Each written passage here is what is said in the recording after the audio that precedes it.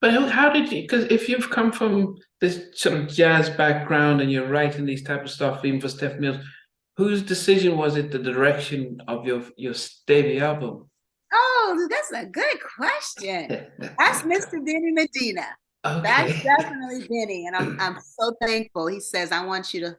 He sent me to go. He sent me to go to Sacramento to see if I liked working with Jay King, because Jay King was the dude at Warner Brothers, right? He was a 30 Oh, million, Club right? Nouveau. He's one of my Oh favorite yeah. guests.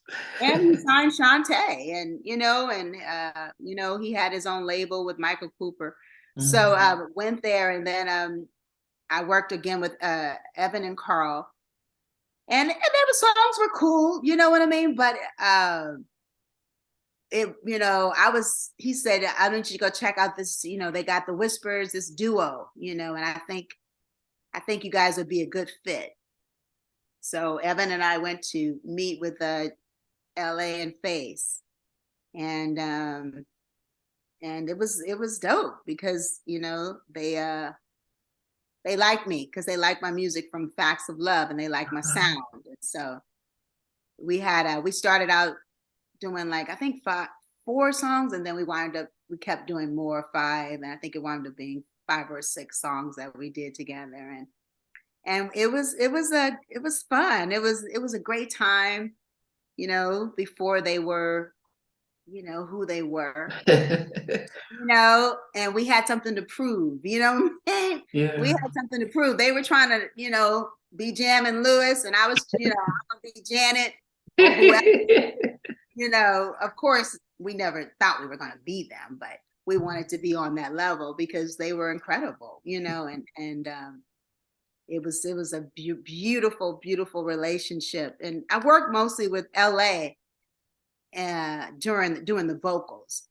Ah, okay, that's That time. Yeah, because they had their ones that probably had more, you know, LA would be the one kicking my butt in the studio. yeah. Like, I don't believe you, you know what I mean? But it was a great time, so much fun. And I wouldn't trade it for the world. I was so proud of, them, and love what they did with the Whispers and with Bobby. And I was so fortunate because, everybody wanted to work with them, And now that I look back on it, I was just like, wow, for me to even have Face write the song Superwoman for me, that's amazing, because I was young.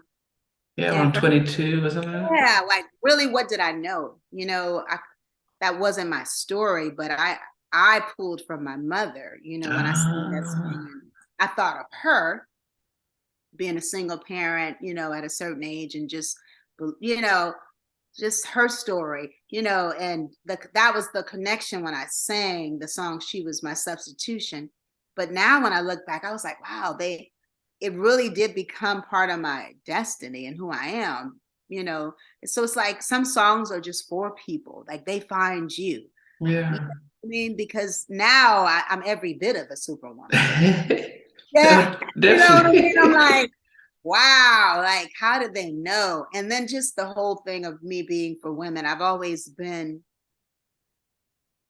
just in awe of women. You hear me talking about my girlfriend Kim and any Yeah. women. I just, I'm not a jealous person. I really am just in awe. I think women are incredible, the things they accomplish, going back to school, having babies, having careers, and you know what I mean? I just Yeah. I appreciate the beauty that a woman has in her. So maybe they saw all of those things. I don't know, but I'm just grateful that they saw it, and it was my song.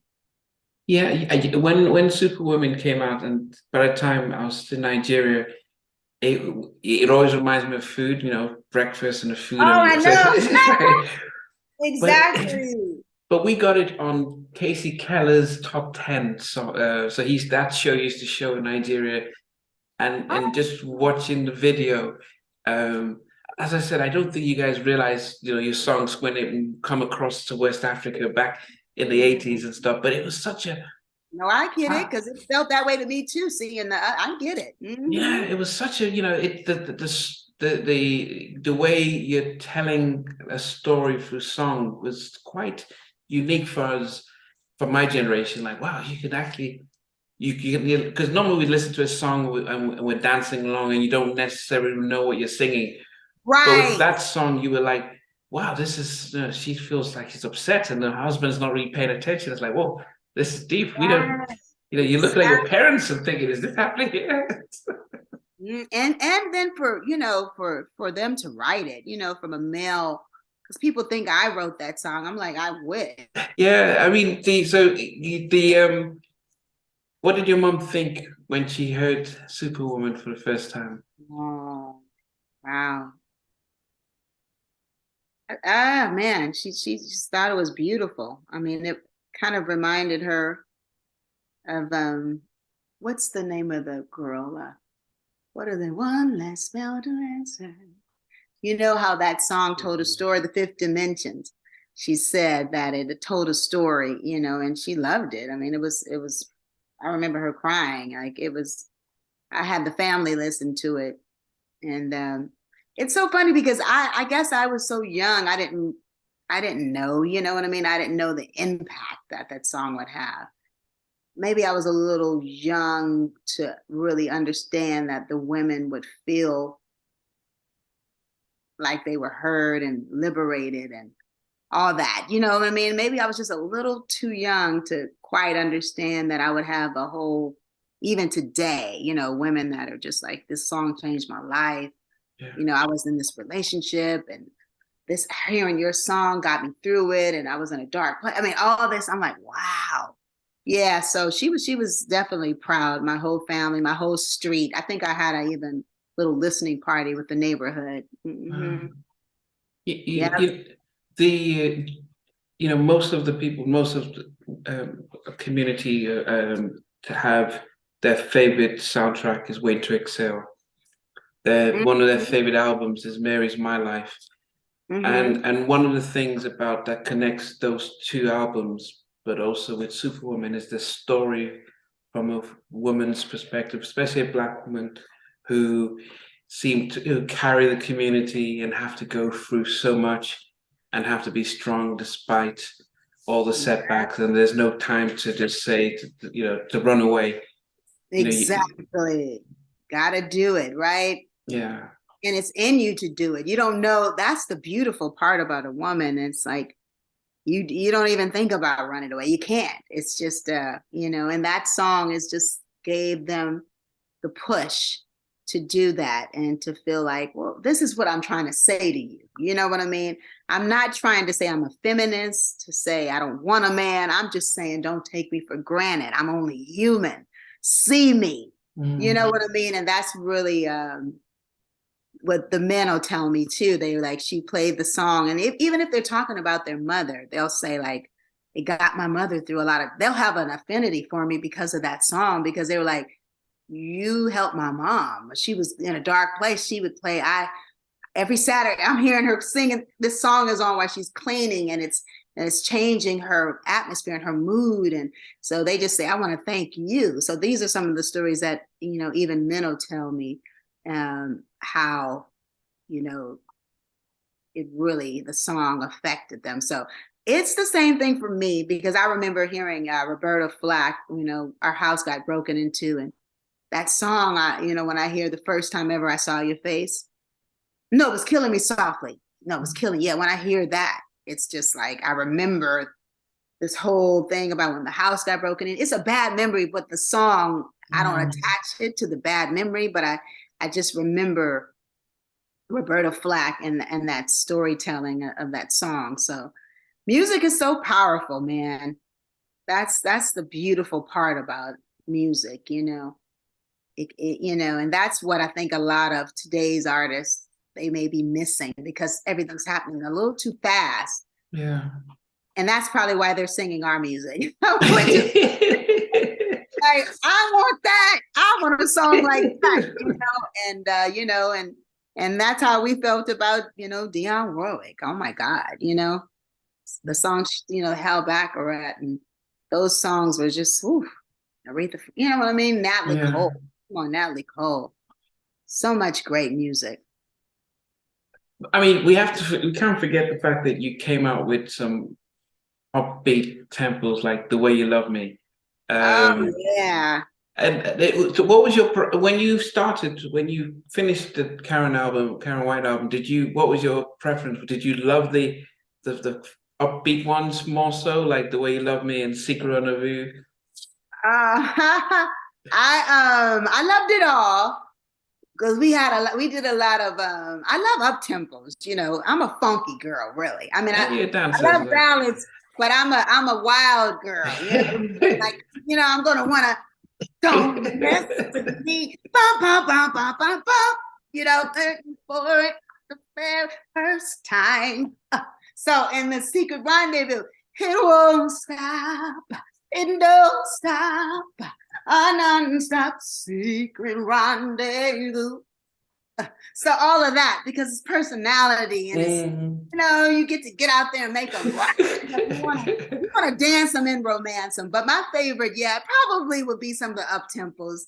Because I just remember us going to a club. LA is like, okay, let's go. We got to go to we got to go to the club and make sure we have our mixes right. Wow. And I remember going we went and played Secret Rendezvous, and it was amazing. I remember it was at Club Paradise 21 on a Thursday night, and we went to check these mixes, and they were hot. So we went back to the studio and was like, we're done with this one.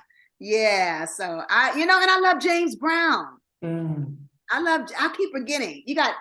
This is what's in me. And the Tina, James, Prince, Michael, that just comes out. So I need that James Brown, that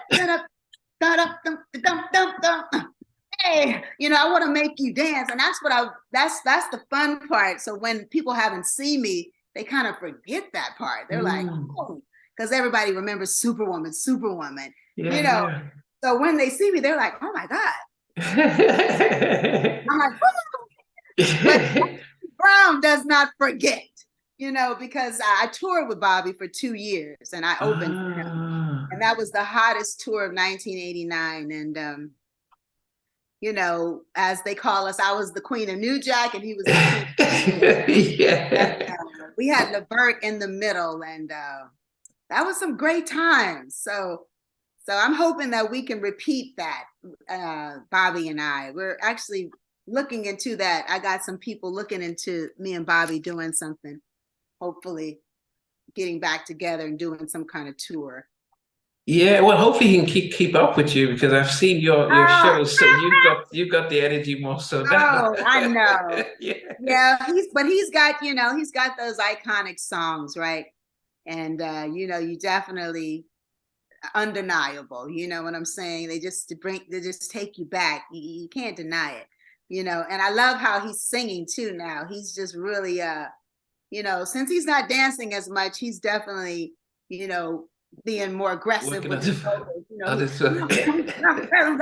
like, oh,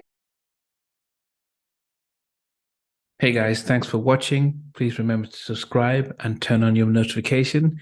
But better still, check out our membership where you can get to watch these videos from day one, as well as our monthly meetings when we get to meet up and talk with myself and the rest of the people who are members, but also some exclusive interviews, which I don't get to broadcast. But thanks for watching and hope to see you soon.